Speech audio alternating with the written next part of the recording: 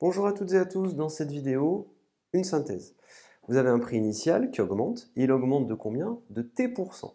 Donc on mettra un plus et un certain nombre de pourcents. Comment trouver le prix final? Eh bien le prix final, c'est égal au prix initial multiplié par 1 plus t sur 100, avec un plus. Si jamais vous avez un prix initial et que ce prix diminue et qui baisse de t%, eh bien le prix final, ça sera égal au prix initial multiplié par 1, mais faites attention, ici il y aura un moins t sur 100.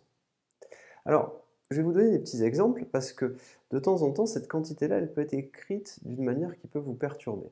Alors, vous avez ici un prix final qui est égal à 130 fois 1 plus 2 sur 100. Ça veut dire quoi? Ça veut dire que le prix de départ, c'était 130 €. Il a augmenté, parce qu'il y a un plus, et il a augmenté de combien? De 2%. Faites attention, si vous calculez 2 sur 100, ça vaut combien? 2 sur 100, ça vaut, vous prenez votre 2 et vous décalez la virgule de 2 crans vers la gauche.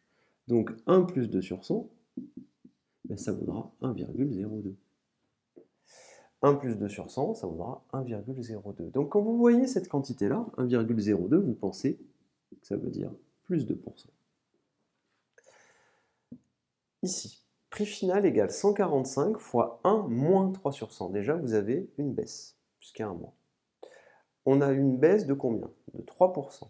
Et le prix initial était de 145 €. 1 moins 3 sur 100, combien ça vaut ça? Regardez, 3 sur 100, ça vaut 0,03. 1 moins 3 sur 100, ça vaut 1 moins 0,03, ça vaut donc 0,97, tout simplement. Donc quand vous voyez cette quantité-là, 0,97, quand vous voyez cette quantité-là, ici 1,02, là, et là, vous avez un 0,97, eh bien, qu'est-ce que vous pouvez vous dire? Si cette quantité-là, elle est supérieure à 1, vous avez une augmentation. Si cette quantité-là, elle est plus petite que 1, vous avez une baisse. Et si elle est égale à 1, eh bien, le prix n'a pas changé, puisque vous avez votre prix final qui est égal au prix initial multiplié par 1, le prix n'a pas changé. Donc, ce bloc-là, vous l'observez, s'il est plus grand que 1, c'est une augmentation. Et oui, 1 plus quelque chose. Si ce bloc-là, il est plus petit que 1, eh bien, c'est une diminution. 1 moins quelque chose, c'est normal. Alors, ici, faites bien attention. On va prendre un objet dont le prix est de 108 €. 108 € et on le multiplie, c'est un hasard, par 1,08. Eh bien, qu'est-ce qui s'est passé ici? Votre prix initial, c'était 108 € et votre prix, il a augmenté de combien? Il a augmenté de 8% parce qu'on fait 1,08. 8 sur 100, 0,08.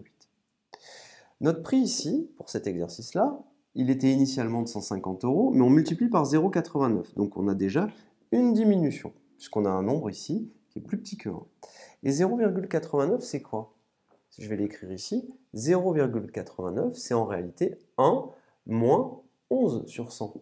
Et oui, 11 sur 100, vous savez que ça vaut 0,11.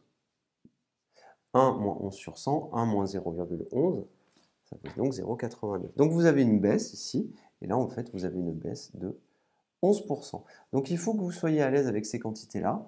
C'est relativement simple, mais il faut déjà faire ce petit détail au niveau des calculs. Voilà tout. Je vous remercie et à bientôt.